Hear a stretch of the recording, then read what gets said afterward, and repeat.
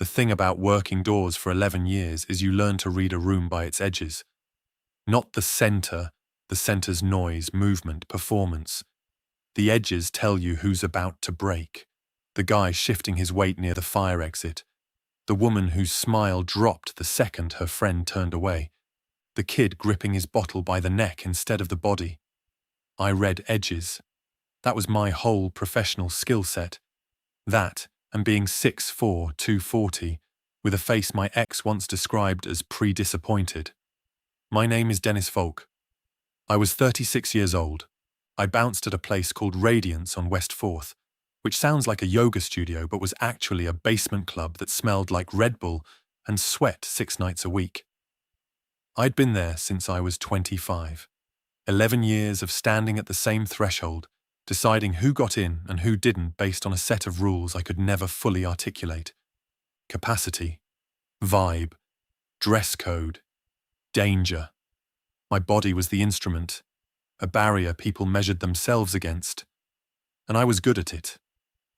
Not because I was tough, because I was still, because I could stand in chaos without flinching, without speaking, without doing anything at all, and that stillness made people decide things about me that worked in my favor. Off the clock, that stillness was just paralysis with better lighting. I lived alone on the 5th floor of a walk-up on Sullivan Street. I ate alone, usually standing over the kitchen counter, something microwaved, sometimes not even plated. I had a sister in Trenton I called every other Sunday, and a cat named Deposit who tolerated my presence in his apartment. I did not have close friends. I had regulars who nodded at me and bouncers at other venues who'd cover shifts sometimes. I had a therapist I'd seen 4 times before deciding I wasn't ready. Her words, not mine.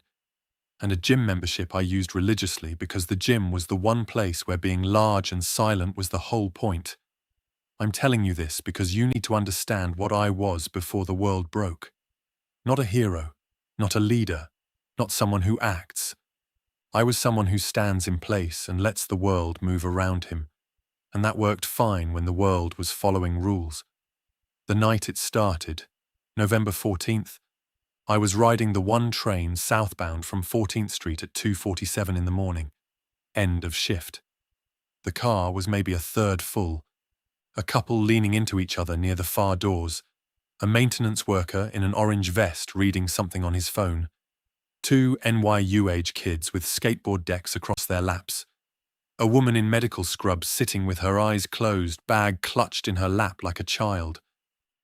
I remember all of them because of what I did 30 seconds later.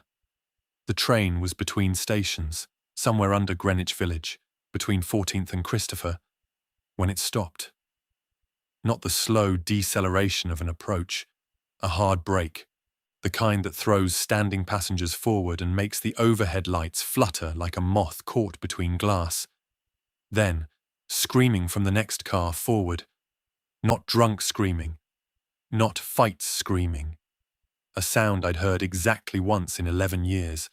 Outside the club, in the alley, when a man with a knife caught another man in the stomach, and the second man made a noise that wasn't a word, wasn't a cry, was just the sound of the body announcing that something irreversible was happening to it.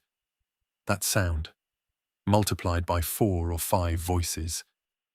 The couple stood up. The maintenance worker looked towards the connecting door. The kids dropped their boards. The nurse opened her eyes.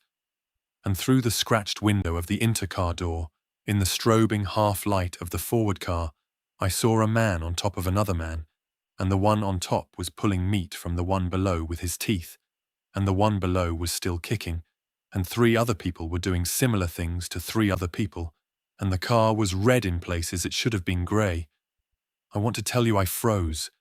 I want to tell you I went blank. But that's not true. My mind was extremely clear. 11 years of reading edges, I read this edge instantly. The connecting door was between me and that. The door at the back of my car led to the rear of the train. That rear door opened onto the tunnel. I stood up. I moved toward the back. This is the part I have to tell you, because it's the hinge of everything that follows. The nurse, the woman in scrubs, she stood up too. She moved toward the connecting door, toward the screaming, because she was what she was. She was built to move toward damage. Her body was already leaning forward, feet already pivoting, hands already coming up in that reflexive posture of someone trained to assess and intervene. But we crossed paths. In the narrow aisle between the plastic seats, our trajectories intersected. She was moving north toward the danger. I was moving south toward the exit. And for 1 second, maybe 2, she was directly between me and the rear door. I put my hands on her shoulders and I moved her. Not gently. Not a guiding touch. I shoved her sideways, into the pole between 2 seats, and her head hit the metal bar with a sound like a fist on a tabletop. Dense, final. And she dropped to one knee. I heard her gasp. A sharp inhale that caught in her throat. I felt her hand grab at my jacket, fingers closing on the fabric between my shoulder blades, and I pulled away and her grip broke. I kept moving. I hit the rear door. I forced it open. The emergency release lever was stiff, but I'm strong. That's the one thing I've always been. And the tunnel air hit me. Oil and damp concrete and hot metal from the brakes and something else. Something underneath that smelled like the pennies at the bottom of a wishing fountain. Copper. Old blood. I didn't know that's what it was yet. I dropped down onto the track bed between the rails. The maintenance worker was behind me, then the 2 kids, then the couple. The nurse didn't follow. We ran south, away from the screaming, which was changing character now, fewer voices, and the voices that remained were making sounds that were less human and more mechanical. Repetitive. Wet. Like a saw catching in green wood. I ran, and the others ran behind me, and I didn't look back, not once. I ran and I felt the ghost impression of her hand on my back. Palm and 5 fingers, her shape burned into the fabric of my jacket, and I ran faster. Subway tunnels are not silent. People imagine them as dead space between stations, but they breathe.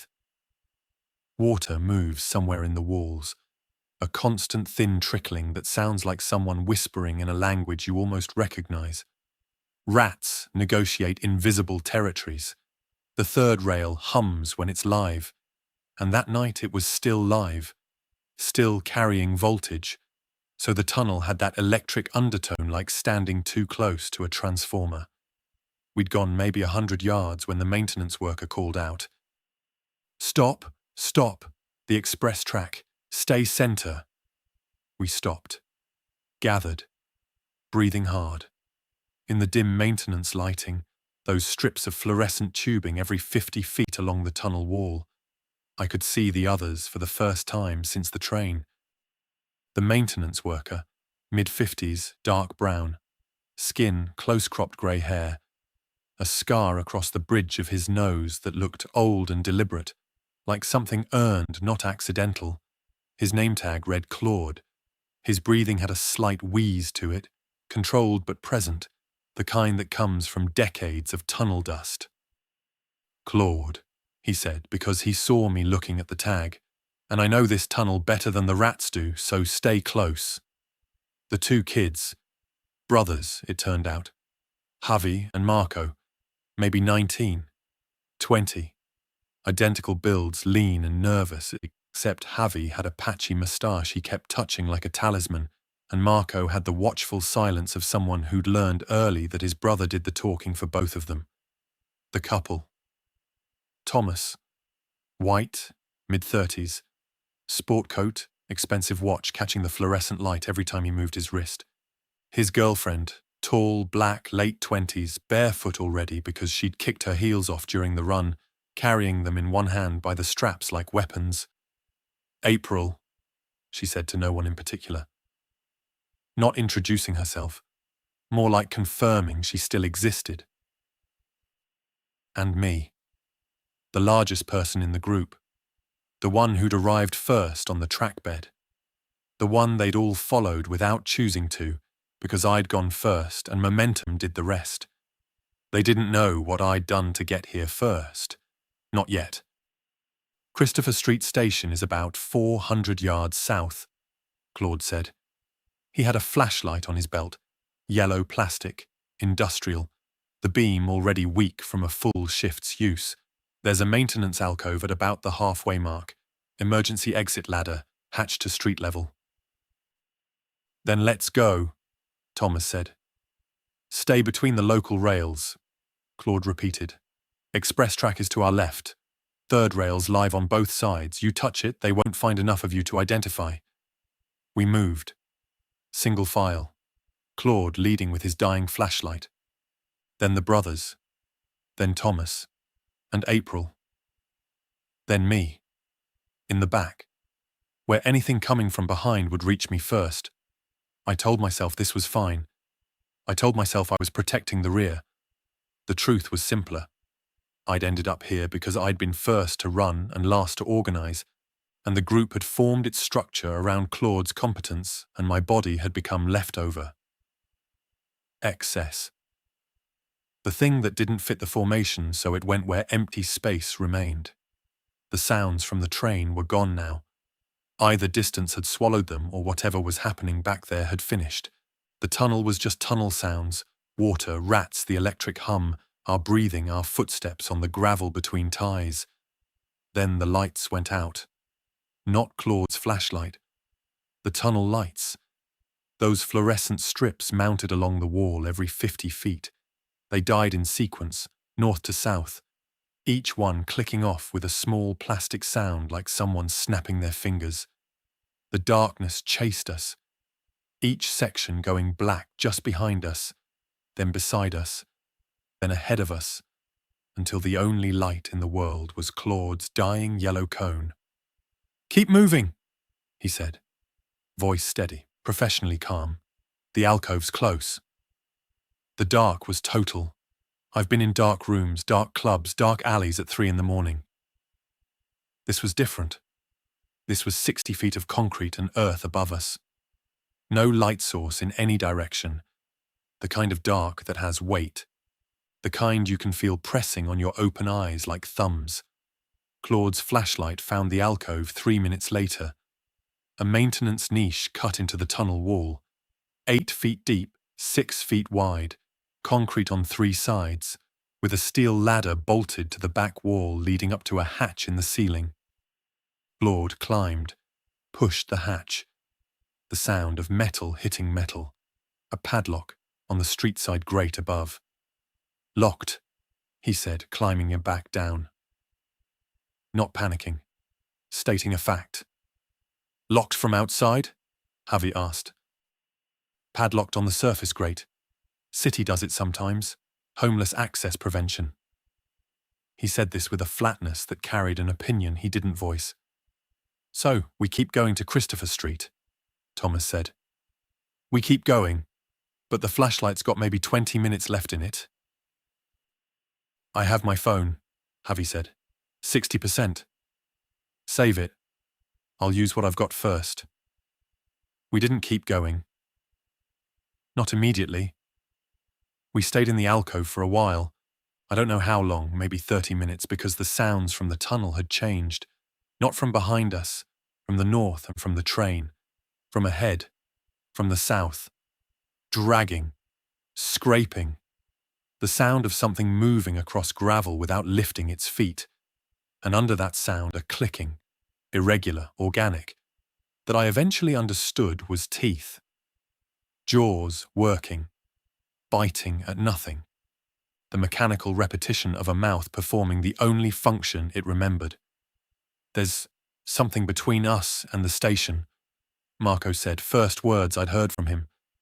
His voice was lower than his brother's, steadier, observational.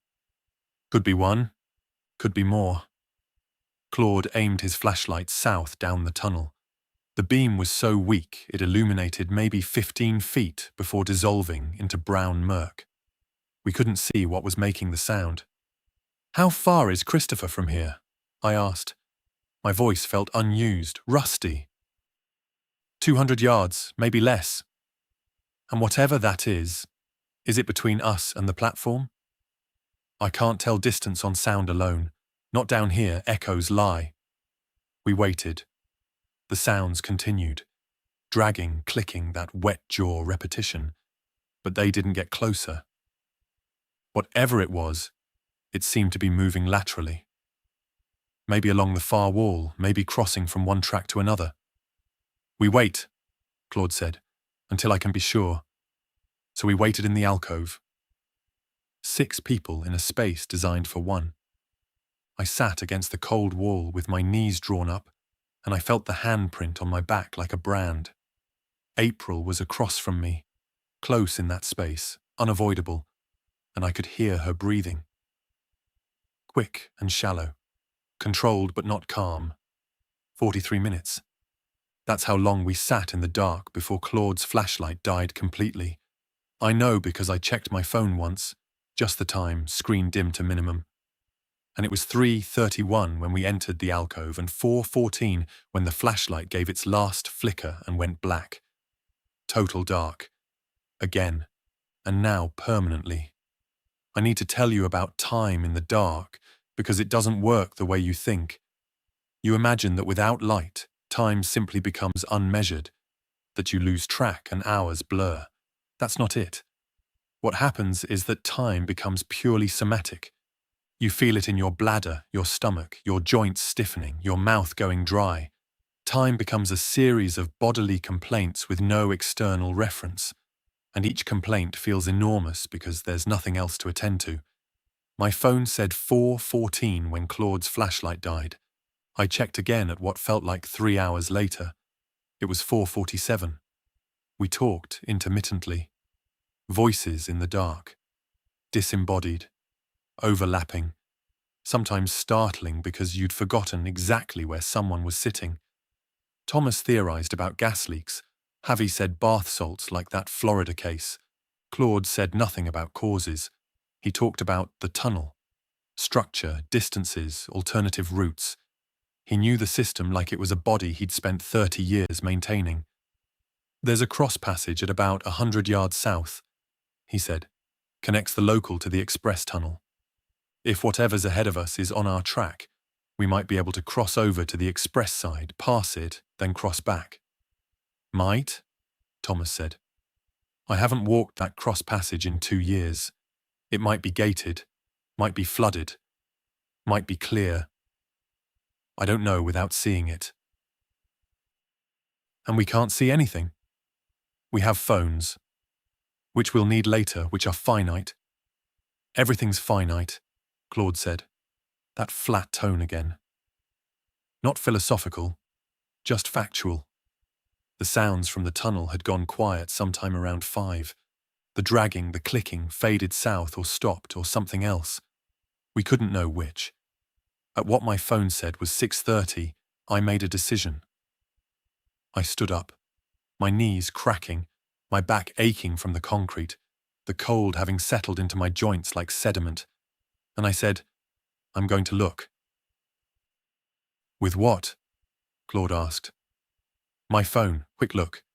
10 seconds of flashlight, then off. If there's something out there, the light will draw it. If there's something out there, I'd rather know now than sit here until we all need water badly enough to move without checking. A pause. Then Claude. Fair, but stay in the alcove mouth.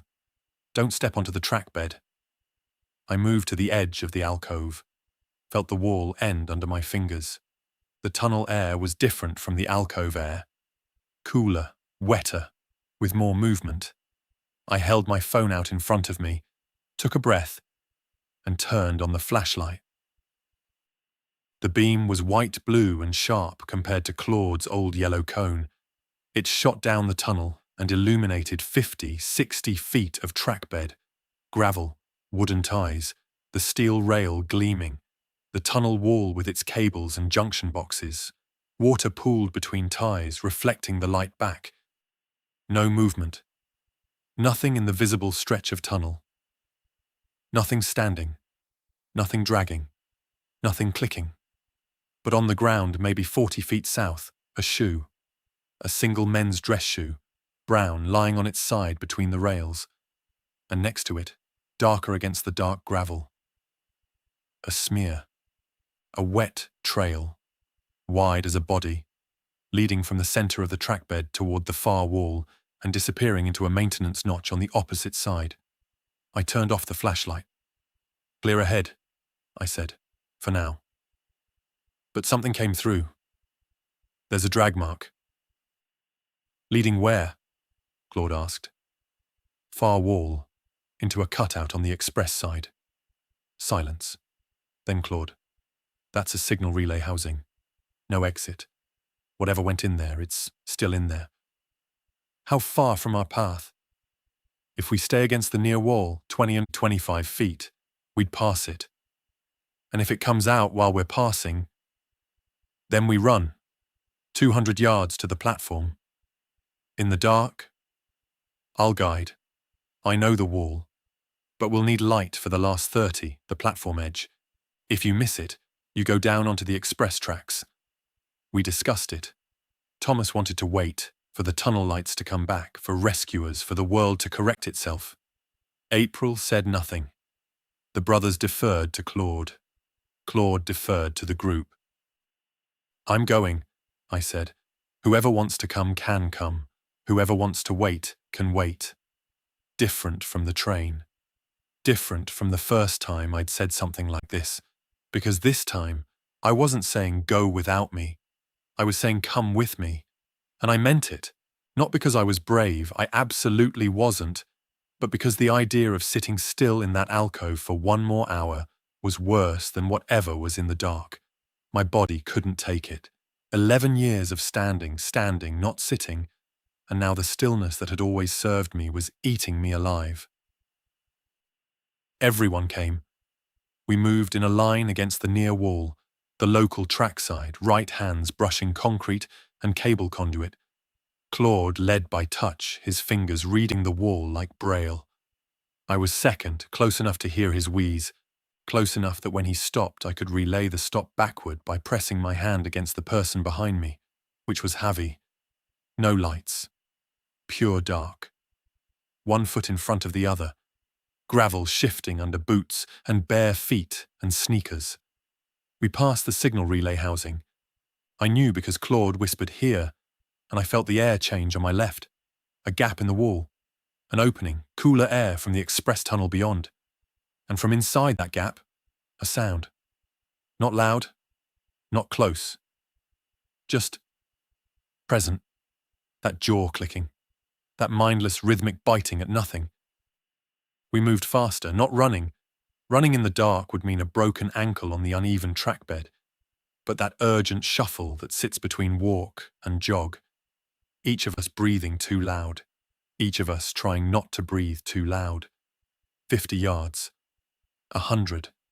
Claude counting under his breath. I could hear him, whispering numbers at each step, tracking distance by stride length. Professional habit.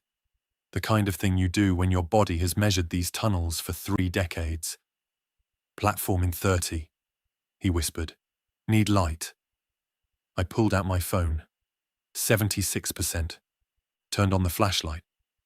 The beam found the platform edge, that concrete lip maybe 4 feet above track level, with the yellow safety strip along its border, the tile wall beyond, the station name in mosaic, Christopher Street, Sheridan Square.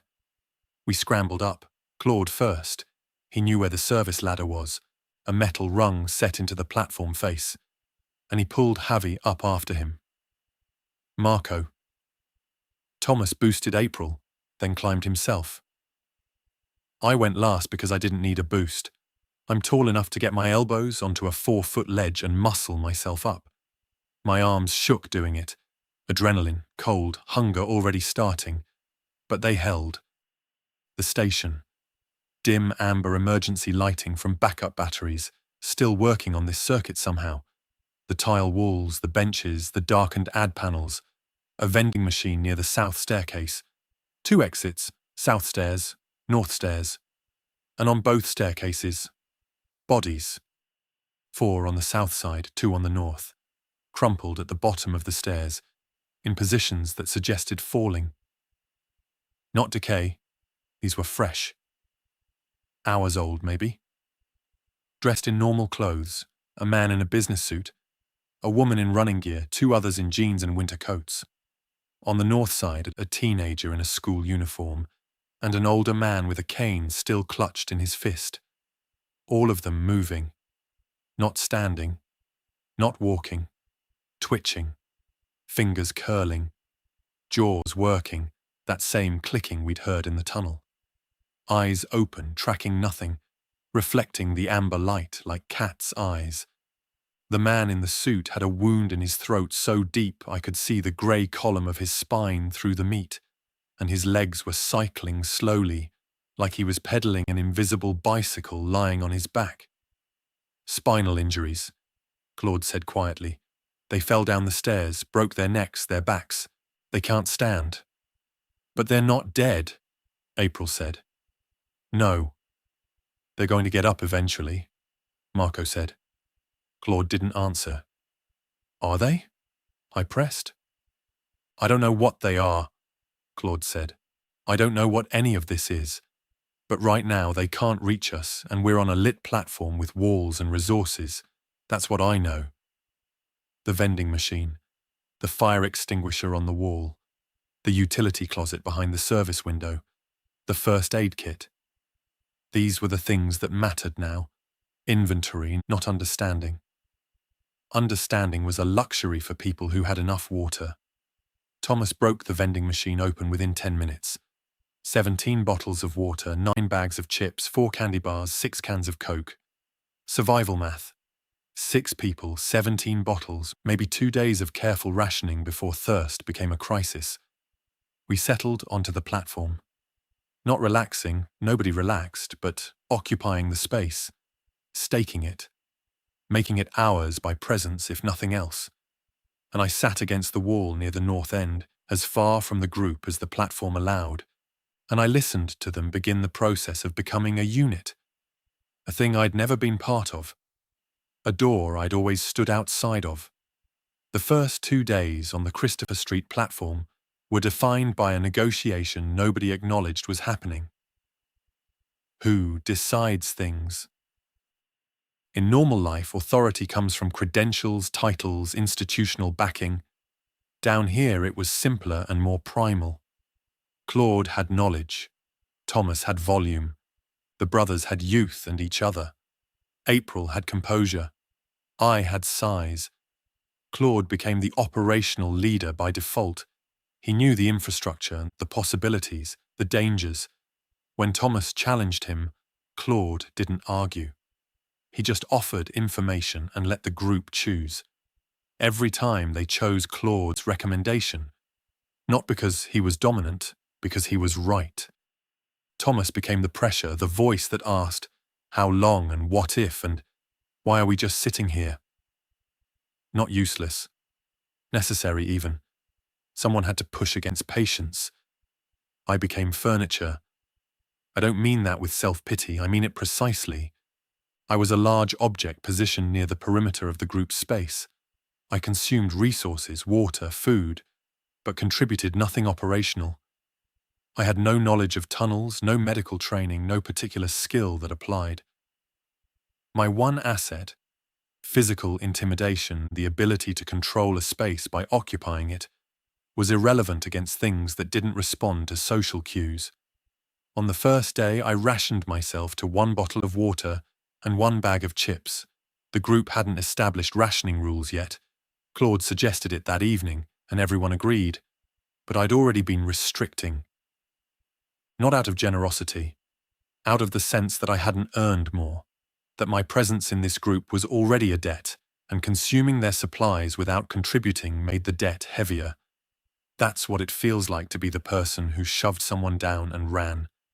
You owe a debt to the universe, and you pay it in hunger, in silence, in taking less than you need. By the second day, the sounds from the stairwells were changing. The twitchers. Javi had started calling the suited man Bike Man because of the cycling legs, and the name stuck for all of them, which made them less frightening and more pathetic, were making new sounds, not just the jaw clicking, a grinding, bone on tile, like they were working at something, Practicing something. Claude tested proximity, extended a broom handle from the utility closet towards the nearest twitcher on the north stairs. The teenager. It snapped its jaw on the wood hard enough to splinter the fibers. Claude pulled back. They react to vibration, he said. Maybe sound, maybe smell. Not sight. Its eyes weren't tracking the handle. So they're like sensors, Marco said. I don't know what they're like. I know what they do. Knowing what they're like is someone else's job. That evening, or what passed for evening in a timeless underground space, we heard sounds from above. Distant, muffled by the street-level ceiling. Gunshots. 3 sharp cracks, then a long pause, then a burst of automatic fire that lasted maybe 2 seconds. A helicopter, the blade sound unmistakable even through concrete. More gunshots. Then silence. Then what sounded like a vehicle collision, metal on metal, that crunching that has no other analogue. Then screaming, long, rising, cutting off. We sat on the platform and listened to the world above us ending. And none of us said a word. April was sitting at the south end of the platform, legs dangling over the edge into the track bed below, looking into the tunnel dark. She'd been doing this for hours, sitting right at the edge of the drop, bare feet hanging in space. It made me nervous in a way I couldn't justify. She wasn't going to jump. There was nowhere to jump to. But the posture of it, the comfort she seemed to take in sitting at a threshold, looking into nothing, it bothered me. I caught myself watching her. Not attraction, habit, reading her edges the way I'd read thousands of people at the door of the club. And her edges were wrong, too still, too composed, too inward.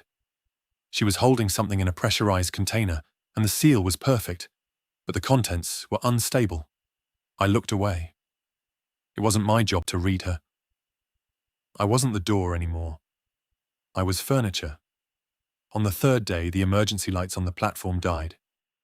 The cascade was familiar now, that sequential clicking off, north to south, each amber fixture surrendering. Within 10 seconds, we were in complete dark again. Generators done, Claude said. Backup batteries lasted longer than I expected, honestly. So now what? Thomas's voice tight. Same as before. We have phones for necessary light. We have nothing. We're in a hole in the dark with those things on both sides of us and no way out and… Thomas, April's voice. Not loud, not pleading. A correction. A name spoken like a hand placed firmly on a chest. Stop. He stopped. In the dark, I turned on my phone. Checked. 68%. Javi had 12. Marco was dead, had been since day 1. Thomas's had died on the train. April had lost hers. 3 light sources total. One of them nearly gone. We need to try the stairs, I said. They'll bite through your leg before you get past the 2nd step, Thomas said. Not if they can't see me, not if they react to vibration. If I move slow enough. Dennis. Claude's voice. Not dismissive, thoughtful. Those stairwells are narrow, 4 feet wide. Even if the ones at the bottom are still down, you'd have to step over them, within arm's reach, and we don't know if they can grab. The ones on the north side, I said. There were only 2. One had a broken neck, truly broken like the head was sideways. She hasn't moved once. The other one, the teenager, he's been more active. But if someone drew his attention south while I went north, you want to use yourself as the test case. I'm the biggest target and the hardest to bring down.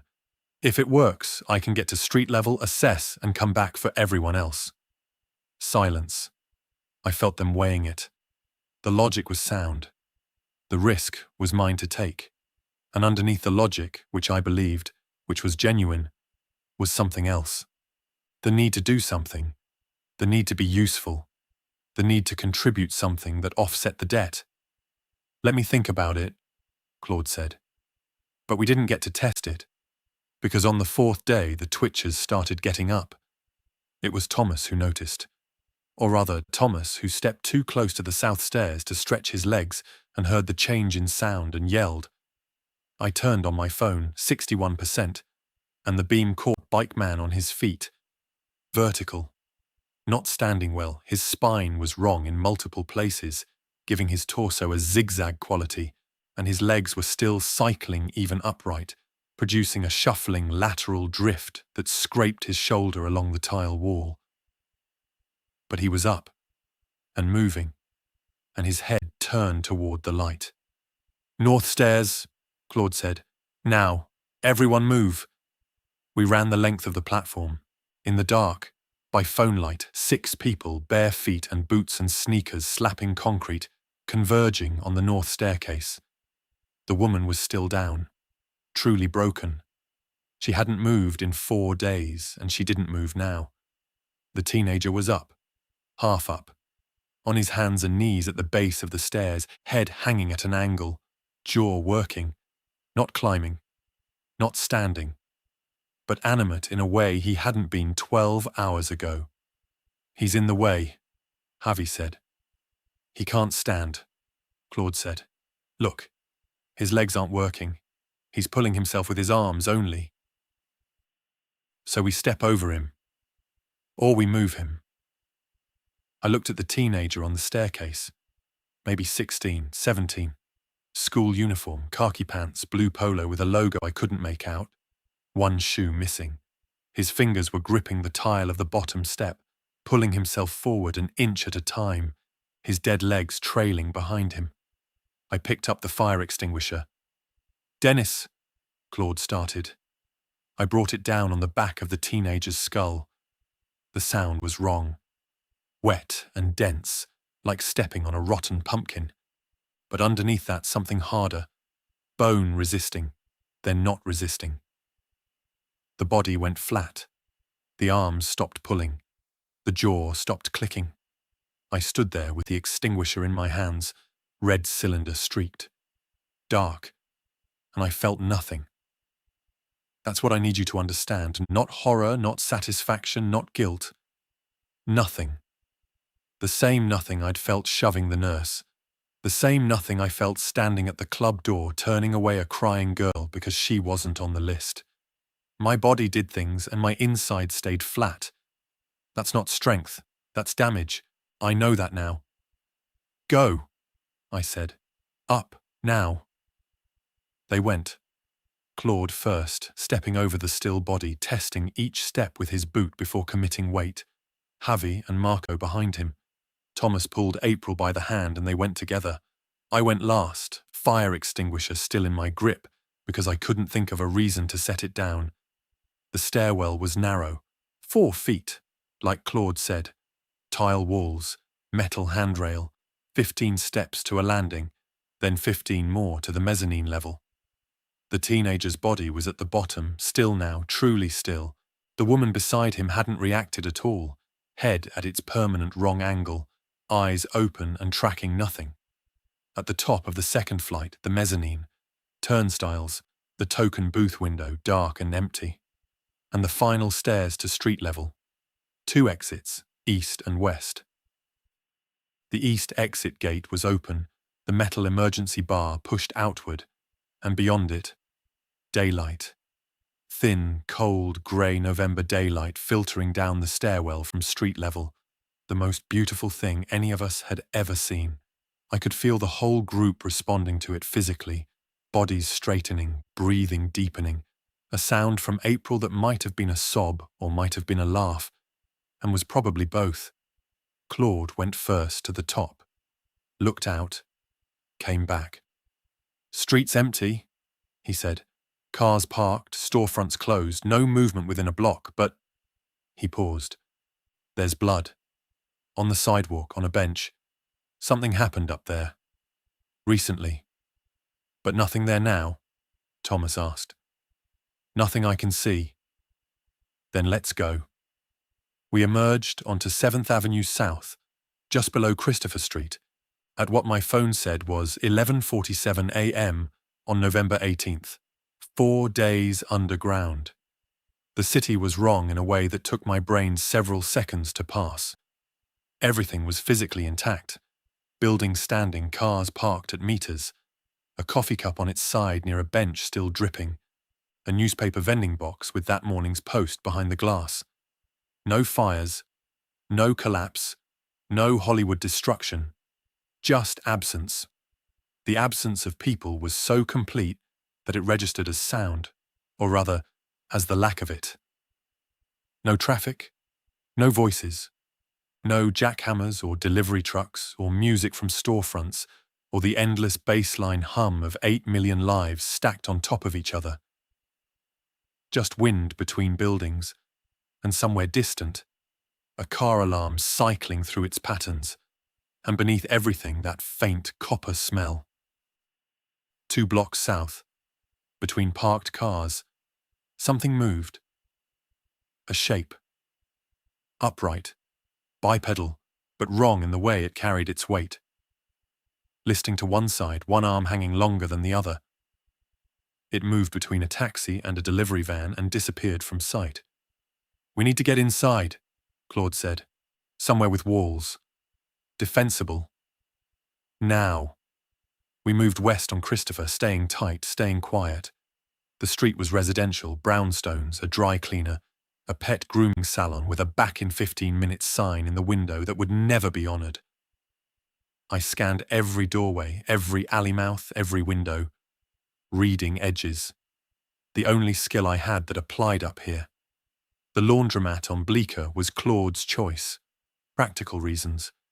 The front was glass, which meant visibility in all directions, and the back was solid brick with a steel door, a small bathroom, and no windows. One way in, one way to see out. He broke the lock with a tool from his keyring, not picks, but a heavy flathead screwdriver applied to the cheap padlock hasp with the leverage of someone who'd forced 1,000 maintenance panels. The door opened. We went in. We pulled 3 industrial dryers, each one maybe 300 pounds, in front of the glass storefront. Partial barrier. Not perfect, but something. Inside, 12 washing machines, 8 dryers, a folding table, a row of plastic chairs, a small office in back, with a desk, a calendar from 2 years ago, and a mini-fridge that, when we opened it, contained a half-empty bottle of Pepsi, a container of leftover rice, and something in a Tupperware that had gone green. The rice was fine. The Pepsi was better than fine. We shared them. 6 ways. Not much, but something in our stomachs besides chips and vending machine candy. And for the first time in 4 days, we could see each other clearly. Natural light through the glass, filtered through the gaps around the dryers, gave us real daylight. Real faces. I saw Claude's age for the first time, the depth of the lines around his mouth, the yellowing of his eyes that suggested something his liver had been dealing with for a while. I saw the brothers' youth. How thin they were, how the fear had carved them sharper overnight. I saw Thomas's sport coat, still buttoned like maintaining dress code was a structural principle he couldn't release. I saw April's feet. Bare. Dirty. Cut in multiple places from the track bed gravel. The soles darkened with grime and dried blood. And they saw me. In the light. The olive bomber jacket with its dark stain between the shoulder blades that I hadn't seen, hadn't known was there, hadn't thought about. Nobody said anything. Not yet. We stayed in the laundromat for 9 days. I'm condensing those 9 days because the survival logistics, while real and consuming at the time, follow a pattern you can imagine. Scavenging neighboring businesses during daylight, rationing what we found, establishing watch rotations, learning the movement patterns of the dead. What matters about those 9 days is what happened between people. Day 2, in the laundromat. I was in the back office stacking canned goods we'd taken from the deli next door. 7 of beans, 4 of tuna, 2 of peaches. I heard Thomas's voice from the front room. "He did what?" Low, murmuring. April's voice steady and quiet. On the train. Jesus Christ! I stopped stacking, set down the can of peaches, stood in the office doorway. Thomas was facing April. The brothers were on the far side of the room, pretending to organize water bottles. Claude was near the front, looking out through the gap in the dryers, but his head was turned slightly towards the conversation. Listening. Thomas turned and looked at me. The expression was one I'd seen 1,000 times, on the face of someone denied entry, someone told they couldn't come in, someone confronted with an authority they couldn't challenge physically. Except this time, the expression was directed at me, and it meant something different. It meant, you're one of them. April says you pushed a woman down on the train, a nurse, knocked her into a pole and left her. The room went still. Not silent, a dryer was still rumbling from a load we'd run to dry out our damp clothes, using the power that still ran through the building circuit, but still in the human way. Nobody moving, nobody breathing loudly. Yes, I said. I could have lied, could have said it was an accident, chaos, she fell on her own. April had seen it, but in the dark, in the panic, her testimony was challengeable. I could have muddied it enough to create doubt. But I'm not a liar. Never have been. The one principle I've held my entire life. At the door, with my sister, with my ex, with my therapist for those 4 sessions, is that lying requires maintenance. You have to remember what you said, adjust your behavior to match, hold the shape of the untruth. Truth just sits there. You don't have to do anything with it. She was between me and the exit, I said. I moved her. She fell. I kept going. Moved her, Thomas repeated. You shoved her. She hit a pole. Yes. And you just left. While those things... Yes. Claude turned from the window, not angry, measuring. She might have survived, he said. People from that train might have gotten off. You don't know she didn't make it. No, I said. I don't. But you didn't check, Thomas said. No. What kind of person does that? The kind that's alive, I said. Same kind as you. Same kind as everyone in this room. We all ran. I just ran first. I didn't knock anyone down to do it. He was right. I didn't argue. I walked back into the office, sat on the floor with my back against the desk, and I let the knowledge settle over the group like weather. Let them recalculate me. Let them decide what I was and how much distance to keep. Over the next 3 days, the group reorganized itself around my exclusion. Not dramatic, no vote, no confrontation, no exile. Subtler than that. The way a body walls off an infection without surgery. Information was shared when I wasn't present. I'd come back from a scavenging run to find conversations going quiet. Decisions had been made about rationing, about watch schedules, about plans, and I'd learn about them after the fact, as announcements rather than discussions. Thomas positioned himself between me and April whenever we were in the same space. Not obviously, casually, refilling a water bottle, stretching, moving to a different chair, but consistently enough that the geometry was unmistakable. A barrier. A door. The brothers didn't look at me. Not with hostility, with erasure. I'd become invisible to them, a large object to root around. Claude still spoke to me directly. Logistics. Practicalities. Dennis, North Watch tonight, 2 hours starting at 10. Dennis, the hardware store, had a pry bar, left of the entrance, bottom shelf. Professional communication. But the warmth, whatever nascent version of warmth had existed in those first tunnel hours when I was part of the group, was gone. And April said nothing to me at all. I accepted it, moved through my watch shifts, my scavenging rotations, my designated tasks. Ate my ration share, never more, sometimes less, slept on the floor of the office, separated from the others by a wall, kept the fire extinguisher within arm's reach at all times because it was the only tool I'd used successfully, and some part of my brain had bonded to it. This was the version of a room I'd always expected to end up in, the one where everyone finally saw what I was and responded accordingly. I'd spent 11 years at the edge of rooms by choice, or by nature, I couldn't tell the difference anymore. And now the room had confirmed my position by force. The edge, the perimeter, the outside of the inside. It should have been devastating. It wasn't. It was familiar. And familiar, even when it's terrible, has a comfort to it that I'm ashamed to admit. On the 6th day in the laundromat, at approximately 2:15 p.m. by the clock on my phone, 39% battery now, the power came back on. Not just our building. Everything. The overhead fluorescents in the laundromat flickered, hummed and caught. The dryers powered up with a mechanical growl. We'd left them switched on, forgotten. The streetlights outside clicked to life despite the daylight. Somewhere close, a car alarm shrieked awake, triggered by the surge. The refrigerator in the deli next door started buzzing.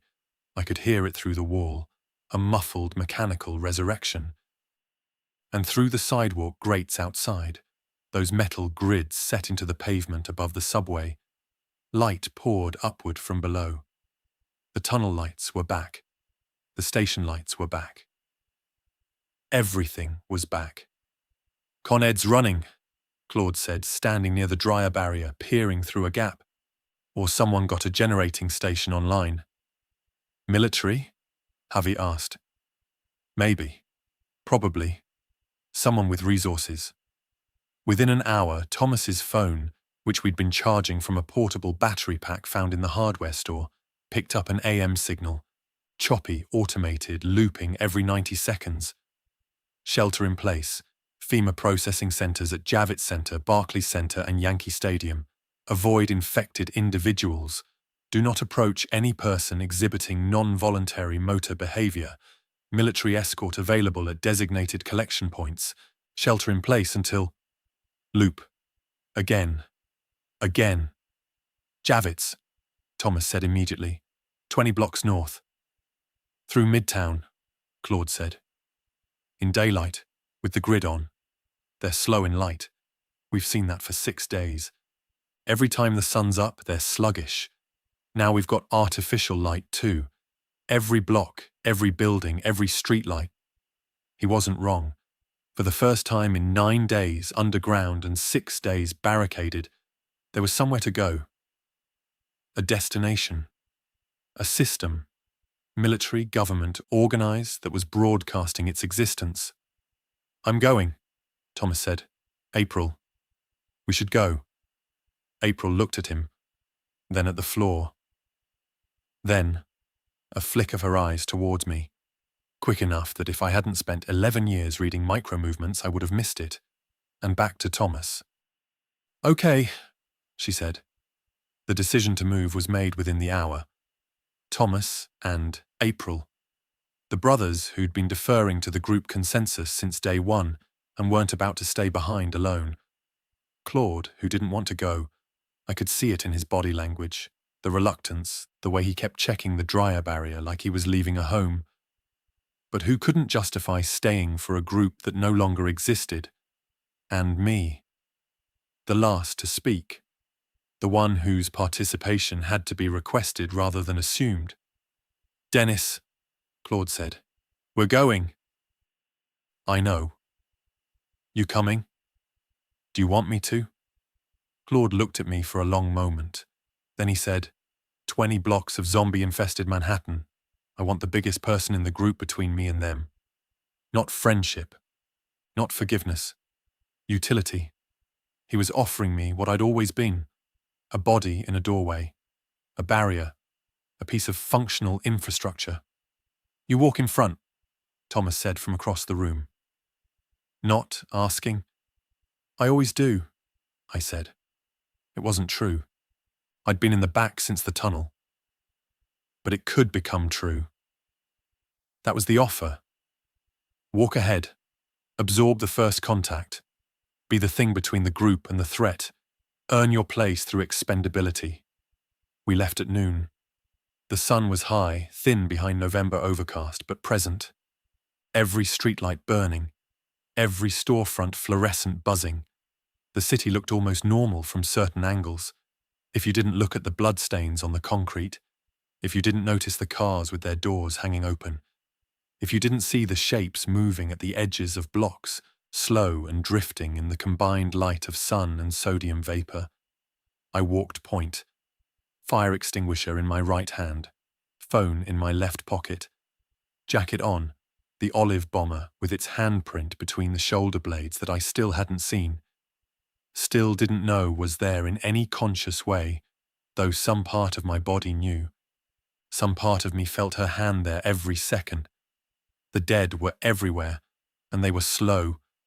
In the light, full light, grid power plus daylight, they moved like they were submerged in something thick, that drifting, wrong-jointed drift, heads turning towards sound but bodies not following with urgency. We could outpace them at a brisk walk. We could route around clusters with a half-block detour. They were visible, that was the thing. In the dark, they'd been sounds, clicking, dragging, wet, anonymous sounds. In the light, they were people. A woman in a yellow dress with her arm missing below the elbow, the stump not bleeding but somehow sealed, like meat in a vacuum bag. A man still wearing a corporate lanyard, his ID badge reading James, accounting with a headshot that no longer matched the face above it.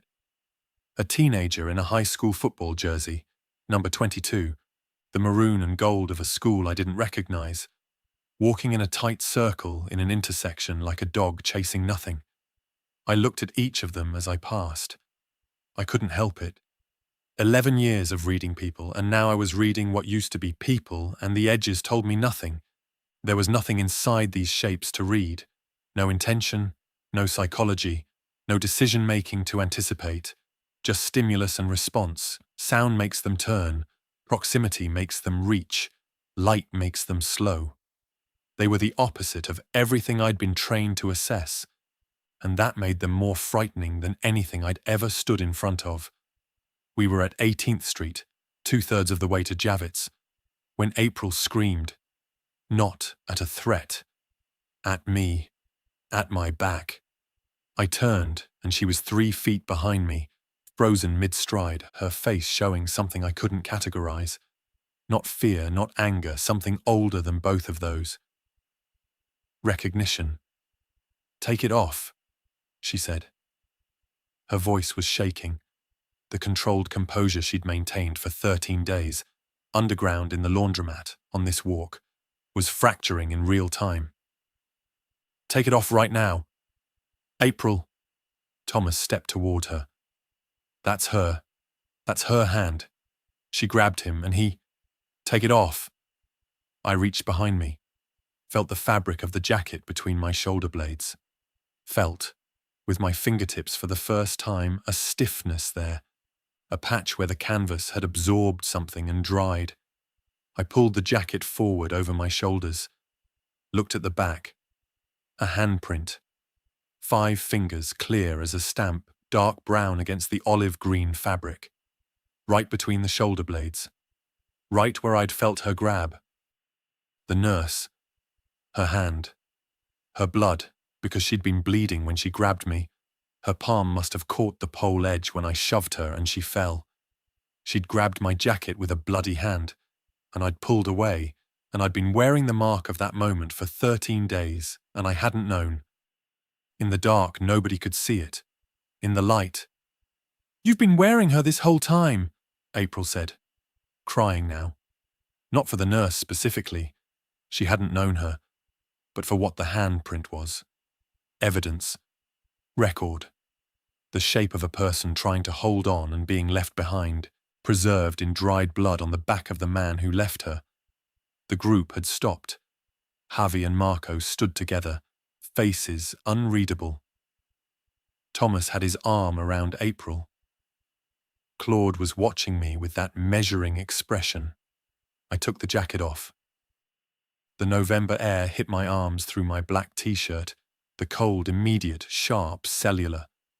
I held the jacket in my hands and looked at the handprint, and I felt something move inside me that I didn't have vocabulary for. Not guilt. I'd been carrying guilt since the train. Guilt was my constant. This was something else. Grief. Maybe. Not for the nurse. I didn't know her. I couldn't grieve someone I never knew. Grief for the version of me that might have turned around. That might have helped her up. That might have been the kind of man who doesn't shove past a woman running toward danger. That version never existed, I know that. But you can grieve something that never existed. You can mourn an imaginary self. I dropped the jacket on the sidewalk. The cold wrapped around me completely. My arms, my chest, my spine where the handprint had sat against my skin through the fabric for almost 2 weeks. I shivered, full body, involuntary. And the shivering didn't stop. Claude bent down, picked up the jacket, folded it carefully, the handprint inward, hidden, and put it in his bag. "Evidence doesn't help anyone dead," he said, "but it might mean something later." He looked at me. "Keep moving, Dennis. 12 blocks." I kept moving, in my t-shirt, in 36 degrees, shivering so badly my teeth clicked, which made a sound too much like the dead and made everyone flinch, including me. And the dead noticed me more without the jacket. Bare skin, heat signature maybe, or visual contrast against the grey city backdrop. They oriented faster, heads snapping toward me rather than drifting. I moved faster to compensate. The group had to jog to keep up. "Dennis," Claude called from the back. "Slow down." I couldn't. My body had one mode outside of stillness, and I'd found it. Forward. Maximum forward. My legs moving not because I chose to move them, but because stopping meant feeling the cold, and the cold meant feeling the handprint's absence, and the absence meant feeling everything I'd been not feeling for 13 days. "Dennis!" I turned, and I saw what Claude was really calling me for. April was limping. Bare feet. She'd been barefoot since the train, 14 days now, and the laundromat had given her rest but not healing. The asphalt had opened her soles fresh in the first 10 blocks. She was walking on wounds. I stopped. The group caught up. I looked at her feet and saw meat. Raw, split skin. Blisters opened and reopened. Gravel embedded in the heel of her left foot, a piece of glass winking in the ball of her right. Something happened in me. Not a thought. A physical thing. A pivot. Like a gear engaging that had been spinning free my whole life. "Get on," I said. She stared at me. Face wet, feet bloody, body shaking from cold and pain, and 13 days of controlled composure finally cracking. "Get on my back, I'll carry you. I don't want you to touch me. I know. Your feet are destroyed and we have 12 blocks, and if you slow down, we all die. So get on." She looked at Thomas. He looked sick, like the words tasted wrong, but he nodded. April climbed onto my back. 120. 125. Her arms around my neck, fists clenched, knuckles pressing into my collarbone, holding by grip strength rather than trust. Her body rigid against mine. Not surrendering weight, fighting it. I walked. Then I jogged. Then, because the dead were drifting closer on both sides, because the grid light made them slow but not stopped, because 12 blocks is 12 blocks and every second in the open was a second something could go wrong, I ran. I ran with a woman on my back who hated what I was. That sentence is the truest thing I can tell you about what happened on 7th Avenue that afternoon. I ran carrying someone who had seen me at my worst and judged me correctly, and was now depending on me with her body while refusing to trust me with her weight. Her fists stayed clenched. Her spine stayed rigid. She held herself away from me even while pressed against me. And I ran. Not because I was brave. Not because I was good. because my body was doing the only thing it knew how to do that wasn't standing still, moving forward, being large, being between the world and someone smaller. The same thing I'd done at the door for 11 years, except this time the door was moving, and the threat was real, and the person behind me didn't want to be there. 9 blocks north. 8. The dead, drifting on both sides. I could see them in peripheral vision, tracking, orienting that slow rotation of damaged heads. 7 blocks. 6. My lungs burning, not from exertion, from the cold air flooding my bare chest with each breath. My arms locked under April's thighs, fingers interlaced, the position familiar from carrying drunk patrons out of the club, from fireman carries in the gym, from a body that had been built for exactly this, even if I'd never used it for anything that mattered. 5 blocks.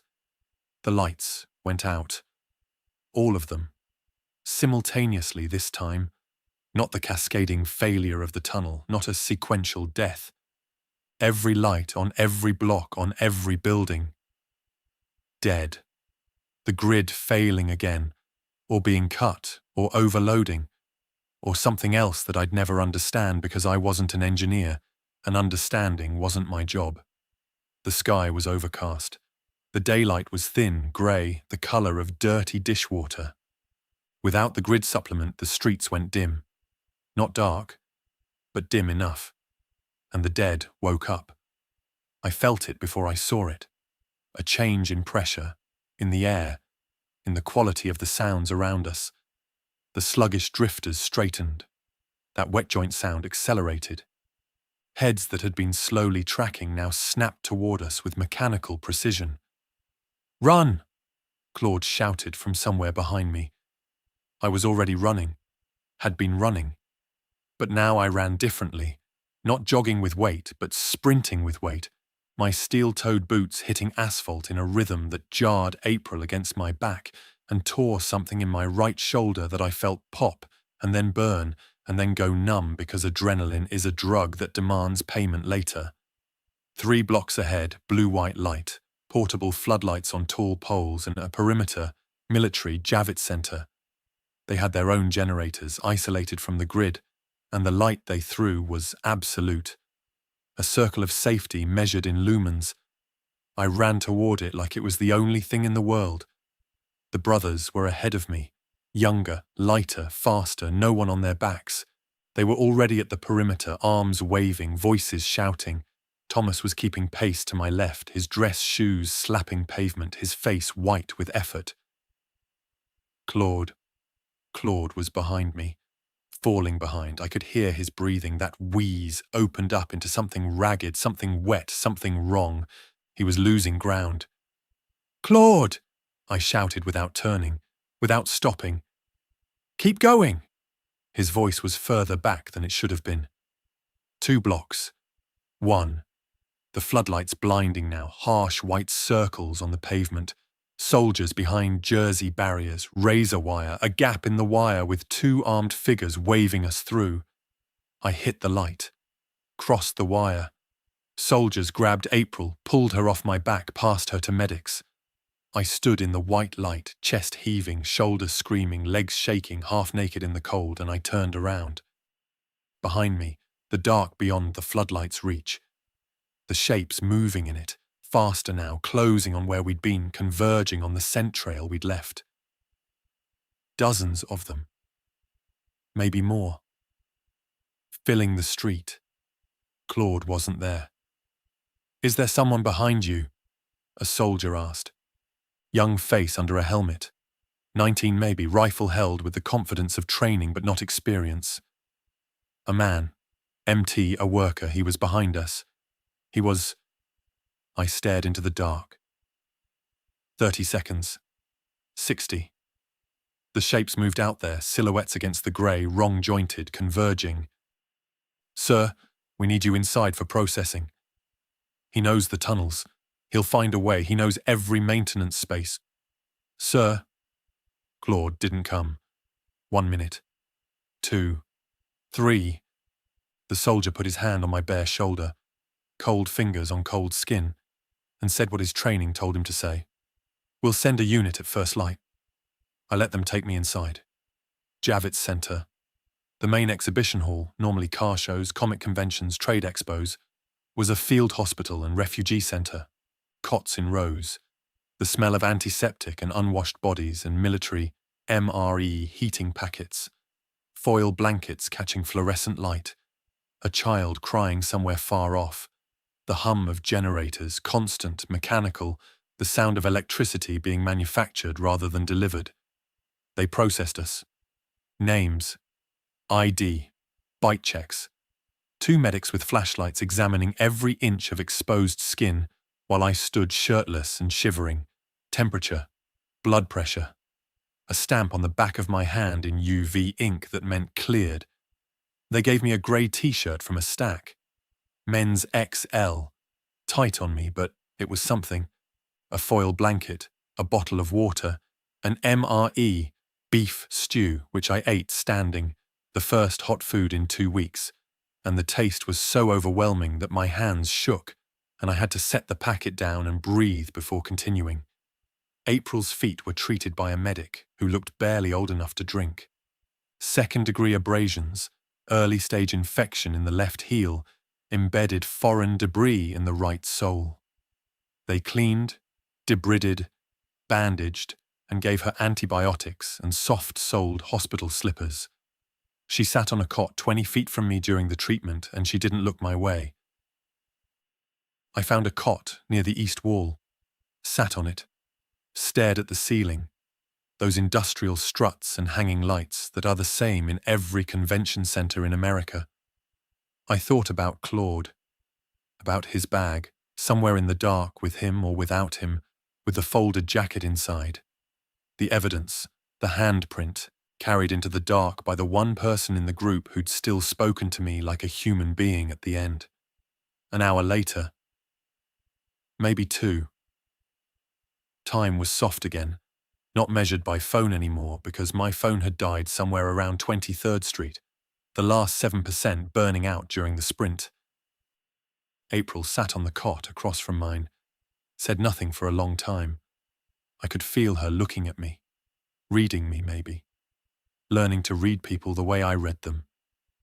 Or maybe she'd always known how, and I just hadn't been watching. "You carried me," she finally said. "Yes." "You could have dropped me when the lights went out. You would have been faster." I didn't answer because she was right. The math was clear. Without her weight, I might have gained those extra seconds, those extra strides, might have… What? Arrived at the wire 30 seconds sooner, turned around 30 seconds sooner, shouted for Claude 30 seconds sooner. Would it have mattered? "Why didn't you?" she asked. The honest answer was, I don't know. The truer answer was, because putting her down would have required stopping, and stopping would have meant choosing stillness again, and stillness was the thing that had always kept me safe and had also made me the kind of man who shoves a nurse down and keeps running. "I couldn't stop," I said. "Once I was moving, I couldn't stop." "That's not… It's not an answer, I know. It's what happened." She looked at her bandaged feet, at me, at the ceiling. "Claude had the jacket," she said, "in his bag." "I know. If he didn't make it, then nobody has it. The handprint's gone. Does that matter to you?" I thought about it. Really thought. Not performing thoughtfulness, not making the face of considerations, but actually sitting with the question. "No," I said. "I don't need the jacket to remember what's on it." She nodded. Not forgiving, not condemning, acknowledging. She left my cot, went back to hers, lay down with her bandaged feet elevated on a folded blanket, and closed her eyes. I lay down too. The cot was too short, my feet hung off the end, and the foil blanket crinkled every time I breathed. Around me, the sounds of 1,000 displaced people settling into an abnormal night. Coughing, murmuring, weeping, the squeak of cot frames, the distant generator hum. I slept. For the first time in 2 weeks, I slept without my hand on the fire extinguisher. They'd taken it at processing, confiscated it with a raised eyebrow and a notation on my intake form. My hand was empty. It felt strange, lighter than it should. I slept and I dreamed about a hand on my back, not grabbing, resting, a palm between my shoulder blades, warm, weightless. And in the dream, I didn't pull away. 12 days later, they moved us, a convoy, to a processing center in Edison, New Jersey. Former corporate campus, now FEMA Zone 7. Fences where there used to be hedgerows, guard towers where there used to be decorative flagpoles. The architecture of safety laid over the architecture of profit. April and I ended up in the same transport, a coincidence of alphabetical processing, V and the beginning of her surname being close enough in the queue. Thomas was in a different truck. By then they'd separated, or rather she'd separated from him, quietly, without drama, in the way people do when a crisis strips the pretense from a relationship that was held together by Friday reservations and shared streaming passwords. I work perimeter security at the facility now, standing at a fence instead of a velvet rope, deciding who comes in through the gate based on credentials and clearance levels rather than capacity and vibe. Same body, same function, same stillness. Except that twice a day, morning shift change and evening shift change, I walk the full perimeter, not standing, walking. A 40-minute circuit, moving in motion, my body doing the thing it learned on 7th Avenue. Forward. Continuous. Weight-bearing even when the weight is just myself. April works in the medical tent. She retrained, or rather she trained for the first time. She'd been a bartender before all this. Now she dresses wounds and administers antibiotics and holds people's hands during debridement, which is a procedure that involves removing dead tissue from living flesh. And I think about the symmetry of that. Dead tissue, living flesh, more than I should. We're not together. Not like that. But she eats dinner at my table some nights. Sits across from me in the mess hall with her tray. Doesn't always talk. Sometimes we sit in silence, and that silence is different from the silence on the platform, and different from the silence of my old apartment, and different from the silence of standing at a door for 11 years. It's the silence of two people who saw each other clearly in bad light and decided to sit in the same room anyway. Last week she asked me, "Do you think about her, the nurse, every day? Does it get smaller?" No, but I move with it now. It moves with me. It's not a thing I'm standing next to anymore. It's a thing I'm carrying. Like you carried me. No, you were on my back and then you got off. This doesn't get off. She looked at me for a long time, then she said, "Good." Not cruel, not punishing, honest. The weight shouldn't come off. The weight is the thing that keeps me moving. Without it, I'd go back to stillness, to standing in one place, letting the world flow around me, reading edges but never entering rooms. Claude never appeared on any survivor list, never arrived at Javits or any other processing center. His name isn't in the Zone 7 registry, or the Red Cross database, or the memorial lists that grow longer every week. He's unaccounted for, which isn't the same as dead, but isn't the same as alive either. It's a third state, a superposition. Like the tunnel between stations, neither here nor there, just between. I think about him in his tunnels. I think about a man who knew every maintenance alcove, every hatch, every cross passage, who read infrastructure the way I read people, by its edges, its weak points, its potential to hold or fail. Maybe he found his way into a space that held. Maybe he's still there, in the dark, with a folded jacket in his bag. Maybe the handprint is still down there, waiting for the lights. I walk my perimeter. I carry my weight. I move forward. The lights are on here, always on. Generators running 24 hours. And in that permanent illumination, there's nowhere to hide what I am. No dark to blur the edges. No night to soften the shape of the man who shoved a woman down and ran. The lights came back on, and I'm still here. Visible. Seen. moving. That has to be enough.